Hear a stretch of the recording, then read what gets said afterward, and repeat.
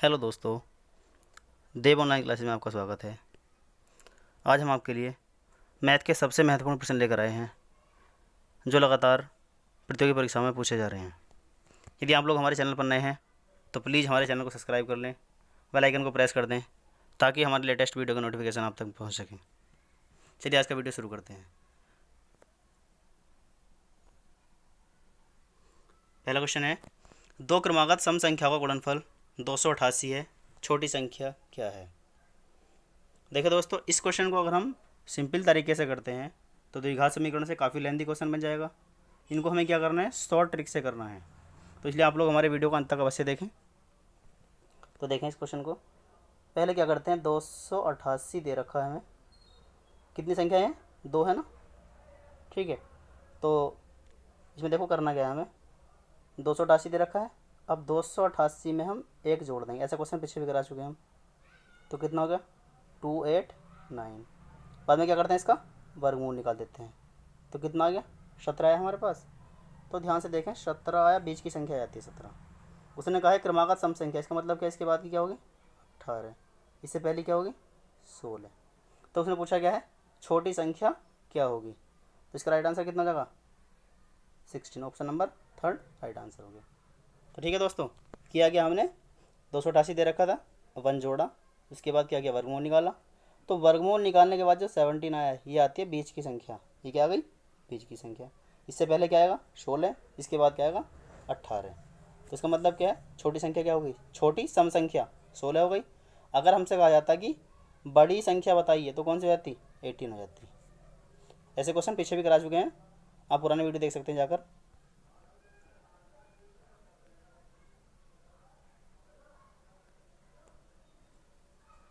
अगला क्वेश्चन देखें आप, 5 क्रमागत सम संख्याओं का योग 330 है, बड़ी संख्या क्या होगी। तो दोस्तों लगभग सेम क्वेश्चन है, देखो ये भी। तो कितना दे रखा है 330, संख्या कितनी दे रखी है 5। तो भाग करेंगे, कितना आएगा, 5 छंग 30 और 5 छंग 30। तो कितना है, देखो ये है हमारे पास 66।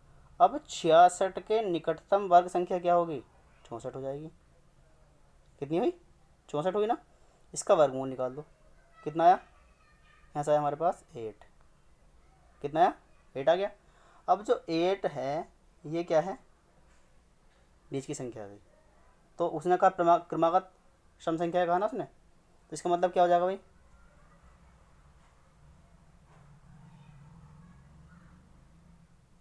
सॉरी इसमें मिस्टेक हो गया, दोबारा देखते हैं इसको। यहाँ पे वर्गों का योग निकाल, क्वेश्चन थोड़ा चेंज है। देखो यहाँ पे दे रखा 330, तो इसको क्या करेंगे हम, इसको पहले 5 से डिवाइड कर लेंगे। तो कितना हो गया, 5 छंग 30 और 5 छंग 30, 66 आ गया। तो इसका मतलब क्या हो, देखो 66 जो है वो बीच का नंबर आ गया। क्या आ गया, 66 बीच का नंबर आ गया। उसने चूँकि क्या कहा है, सम संख्या है, तो यहाँ कितना आ जाएगा 68 आ जाएगा, यहाँ कितना हो जाएगा 70 हो जाएगा, ठीक है ना। अब इससे पहले क्या होगा 64 होगा, इससे पहले कितना होगा 62 होगा। उसने पूछा क्या हमसे, सबसे बड़ी संख्या क्या होगी। तो कितनी होगी बड़ी संख्या 70। इसका right answer option number third. देखो दोस्तों, अगर वर्ग कह देता तो हम दूसरी तरह चेंज करते, पहले कर रहे थे क्वेश्चन को। यहाँ पे वर्ग नहीं कहा, क्या कहा, केवल सम संख्या का योग दिया है।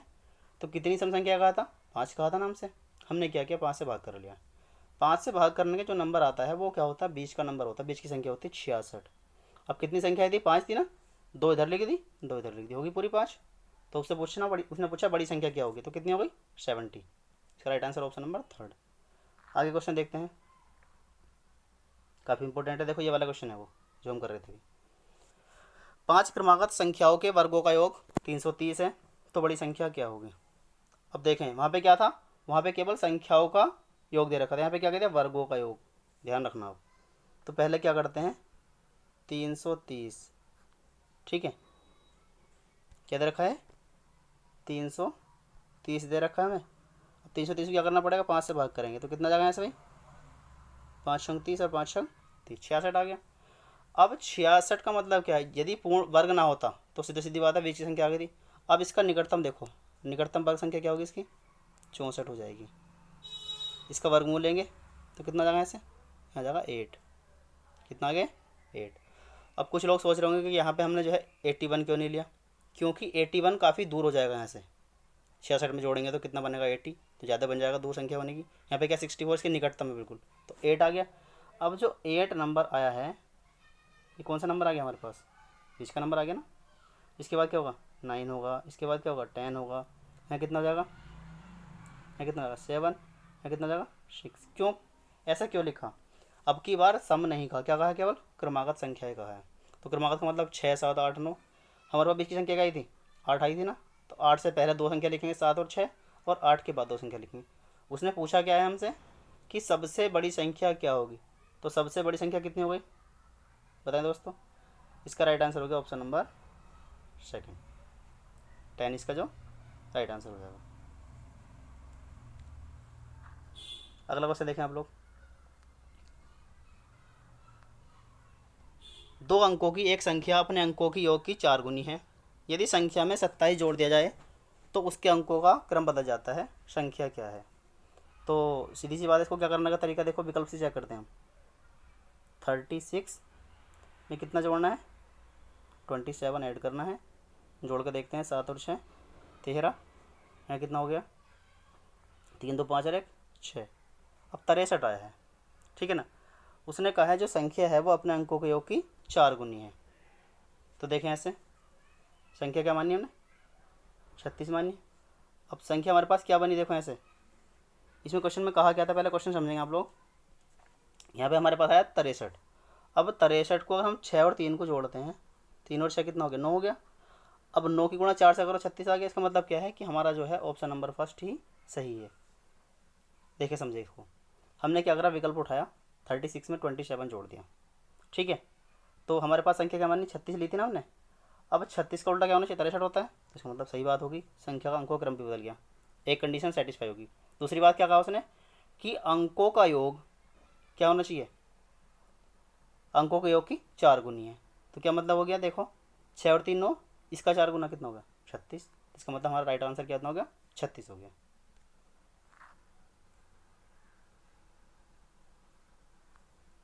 अगला क्वेश्चन देखें आप लोग, पीछे भी करा चुके हैं क्वेश्चन। एक पार्क में कबूतर तथा घोड़ों के पैरों की संख्या 64 है। यदि सिरों की संख्या 22 हो तो घोड़ों की संख्या ज्ञात करो। काफ़ी इंपॉर्टेंट क्वेश्चन है, काफ़ी इजी तरीके से करेंगे आप, देखें इस क्वेश्चन को।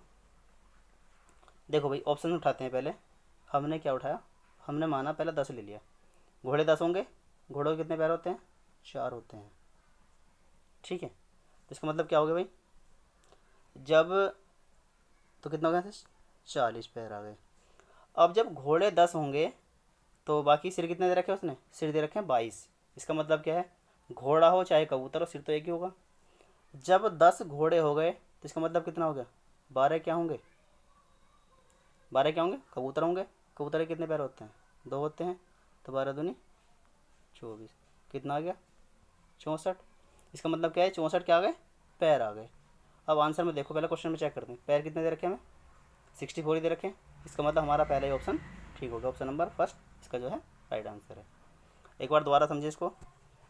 उसने कहा कि एक पार्क में कबूतर तथा घोड़ों के पैरों की संख्या 64 है। यदि सिरों की संख्या 22 है तो घोड़ों की संख्या ज्ञात करो।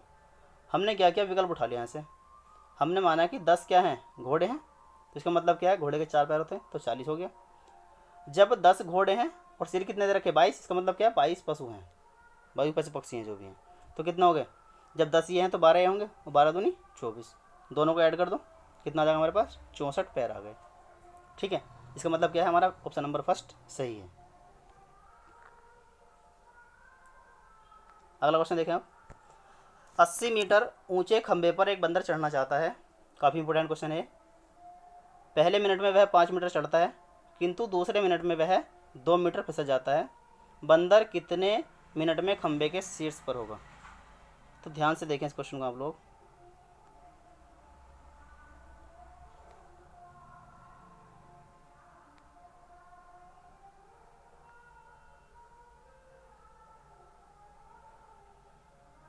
ठीक है, ये वृक्ष है। अब इसकी कुल कितनी दे रखी लंबाई 80 दे रखी है, तो यहाँ से मान लो 5 मीटर ऊपर छोड़ देंगे हम, तो यहाँ कितनी बची है 75 बची। क्यों ऐसा क्यों किया समझेंगे, देखो हम इस क्वेश्चन को। यहाँ पहुँचने में कितना टाइम लगेगा उसको 1 मिनट लगेगी, ठीक है। तो जब यहाँ पहुँच जाएगा 75 पर पहुँच जाएगा तो एक बार जो चलेगा 1 मिनट में वो कितना हो जाएगा, फिर 5 पूरा कर लेगा। इसका मतलब क्या है, यहाँ तक की दूरी हमें निकालनी पड़ेगी, यहाँ तक समय लगाना पड़ेगा। यहाँ तक कितना समय लगा, क्योंकि यहाँ से ऊपर जाने में कितना टाइम लग रहा है, 1 मिनट लगी। तो देखो करने का तरीका क्या होता है, बहुत ही शॉर्ट तरीका है। यहाँ से निकालते हैं, देखो हम कितना चढ़ता है 5, गिरता कितना, फिसलता कितना 2, 3 बचा। ठीक है, इसको जो है हम 2 से कर देते हैं डिवाइड, तो क्या बन जाएगी, स्पीड बन जाएगी। क्या जाएगी, स्पीड। तो कितनी जाएगी, 3/2। अब स्पीड आ गई, इसका मतलब क्या निकालना, हमें निकालना समय। तो समय बराबर क्या होता है, दूरी बटे चाल। तो देखें ध्यान से, समय बराबर दूरी कितनी है हमारे पास, 75 मीटर का निकालना था ना हमें, बटे चाल कितनी थी, 3/2। तो कितना होगा, 2 गुणा 75 बटे 3, कितना आ गया 25, 25 दूनी 50। अब देखो 50 मिनट तो लगे उसको क्या करने में, कितनी दूरी चलने में, 75 मीटर चढ़ने में। ठीक है, और हमने डायग्राम बनाया था इस तरह से, तो क्या करें, ऊपर जाने में कितना लगता था, 1 मिनट लग रही थी। तो कुल टाइम कितना जाएगा हमारे पास, 50 और प्लस 1 कितनी आ गई, 51 मिनट उसको ऊपर तक पहुंचने में लग जाएंगी। ठीक है, कोई समस्या है तो बता। एक बार फिर से देखें, 80 मीटर ऊंचे खंभे पर एक बंदा चढ़ना चाहता है। पहले मिनट में वह 5 मीटर चढ़ता है, किंतु दूसरे मिनट में वह 2 मीटर फिसल जाता है। ऐसे क्वेश्चन बहुत पूछे जाते हैं, फिसलने और चढ़ने वाले क्वेश्चन। बंदर कितने मिनट में खंभे के सीट्स पर होगा। तो दोस्तों पहले क्या किया हमने, हमें पता है कि जब 5 मीटर चढ़ता है, इसका मतलब क्या, 75 तक तो वो नॉर्मली चलता रहेगा। जब लास्ट के 5 मीटर बचेंगे तो वहाँ जाकर क्या होगा, वहाँ पे हमें वहाँ से नीचे का टाइम निकालेंगे, क्योंकि ऊपर तो 1 मिनट लगना ही लगना है, पता है हमें 75 ऊपर जाने में। तो हमने क्या करा, 75 मीटर की में लगा समय निकाल लिया। तो कितना है हमारे पास, 50 मिनट आया, और 1 मिनट पहले ही है ऊपर जाने के लिए लगेगी, तो कितनी होगी, 51 मिनट। आंसर हो गया। अगला क्वेश्चन देखें आप लोग, ये क्वेश्चन सेम है, इसको आप लोग खुद से करेंगे। देखें क्वेश्चन में क्या कहा उसने, 64 मीटर ऊंचे खंभे पर एक बंदा चढ़ना चाहता है। वह पहले मिनट में 4 मीटर चढ़ता है, किंतु दूसरे मिनट में 1 मीटर फिसल जाता है। बंदर कितने समय में खंभे के शीर्ष पर होगा। इसका राइट आंसर होगा ऑप्शन नंबर 3। इसको खुद से करेंगे, देखो थोड़ा समझा देते हैं आपको। ऐसे है, और यहाँ पे क्या है, डायग्राम बन गया। तो यहाँ पे कितना दे रखा है, 4 मीटर चढ़ता है, तो 4 मीटर ऊपर हम छोड़ देंगे ऐसे ही। तो यहाँ कितना बचेगा, 60 मीटर बचेगा। ठीक है ना। अब देखो यहाँ से 4 माइनस 1 कितना आया, 3 बटे 2 से भाग कर देंगे, क्या आ गई, चाल आ गई। फिर क्या निकालना है, समय निकालना पड़ेगा। समय बराबर का दूरी बटे चाल, उससे हमारा आंसर आ जाएगा। तो यहाँ तक का निकाल लेंगे हम, कितना 60 मीटर का निकाल लेंगे। बाकी एक में क्या है, 1 मिनट ऊपर ऐड हो जाएगी। तो इसको आप खुद करना और कमेंट बॉक्स में लिख कर बताना। अगला क्वेश्चन देखें आप, एक पिता अपने पुत्र की आयु का 5 गुना है। 2 वर्ष पहले पिता की आयु पुत्र की आयु की 6 गुनी थी। पिता की आयु क्या है। देखो इस क्वेश्चन को क्या करेंगे, विकल्प से सोल्व करेंगे हम। देखो शुरू में कहा उसने, पिता की आयु पुत्र की आयु का 5 गुना है। अब 5 गुना का मतलब क्या है, इसकी अगर 30 है तो इसकी कितनी होगी, 6 होगी, क्योंकि इसकी जो पिता की जो आयु है पुत्र की आयु की कितनी है, 5 गुनी है। अब इसमें से अगर हम 2 घटाएं तो कितनी हो गई, 28 हो गई। यहाँ कितनी हो जाएगी, 2 घटाएं तो कितनी हो जाएगी, 4 हो जाएगी। उसने बाद में कहा कि 2 वर्ष पहले पिता की आयु पुत्र की आयु को 6 गुनी थी, तो 4 की गुणा 6 से करें तो 4 कितना आता है, 4 से 24 आता है, 28 है। तो इसका मतलब ये वाला विकल्प गलत है। अब सेकंड विकल्प चेक करते हैं। दूसरा कहा उसने 40, जब इसकी 40 होगी तो उसने क्या कह रखा, 5 गुनी है, तो इसकी कितनी हो जाएगी, 8 हो जाएगी, क्योंकि 8 पंजे।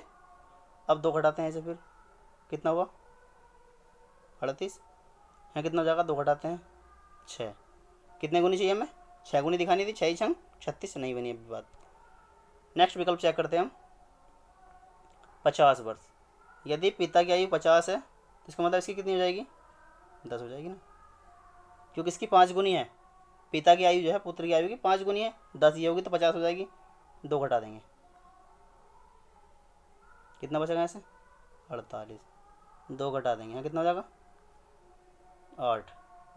ठीक है, तो 8 संग 48 कितने गुनी है, 6 गुनी है। इसका मतलब ऑप्शन नंबर 3 राइट आंसर हो गया हमारा। ऐसे चेक कर लिया करें आप, काफ़ी ईजी क्वेश्चन हो जाते हैं। अगला क्वेश्चन देखें आप। किसी समबाहु त्रिभुज का क्षेत्रफल 400√3 वर्ग मीटर है, इसका परिमाप कितना होगा? तो देखें आप, हम जानते हैं समबाहु त्रिभुज का एरिया √3/4 गुणा भुजा की घात 2 होता है। ठीक है, यहाँ कितना दिया एरिया? 400√3 बराबर √3/4 और इंटू कितना दे रखा? a²। इससे ये कैंसिल हुआ और 4 चौक 16, कितना हो गया? 1600। तो कितना गया? बराबर 40 आ गया। ठीक है, अब उसने क्या पूछा है? समबाहु त्रिभुज का परिमाप। अब देखो भाई, समबाहु त्रिभुज का मतलब क्या है? तीनों भुजा इक्वल होंगी, तो हमें क्या निकालना? पैरामीटर परिमाप। तो कितना हो जाएगा? देखो 3a, क्योंकि तीनों साइड इक्वल है। 3 गुणा ए का मान कितना आया था? 40, तो 4 थे, कितना हो गया? 12, 120 मीटर इसका राइट आंसर हो गया। ठीक है, ध्यान रखें आप लोग। आज की वीडियो का अंतिम क्वेश्चन है, देखें इसको। दो बाह्यतः स्पर्श करने वाले वृत्तों की उभयनिष्ठ स्पर्श रेखाओं की संख्या होगी। देखें इस क्वेश्चन को। उसने क्या रखा? दो वृत्त एक दूसरे को कैसे करते हैं? बाह्यतः स्पर्श करते हैं। ठीक है, तो उसने पूछा स्पर्श कितनी उभयनिष्ठ स्पर्श रेखा खींची जा सकती है? देखो, एक यहाँ की जाएगी, एक यहाँ की जाएगी, ये सब। ठीक है, एक यहाँ की जाएगी, तो कितनी खींची? 3। ठीक है, इसका राइट आंसर ऑप्शन नंबर 2। तो दोस्तों, ये थे आज के महत्वपूर्ण प्रश्न। यदि आपको वीडियो पसंद आया तो वीडियो को लाइक, शेयर, कमेंट करना ना भूलें और चैनल को सब्सक्राइब कर लें। Thank you for watching this video.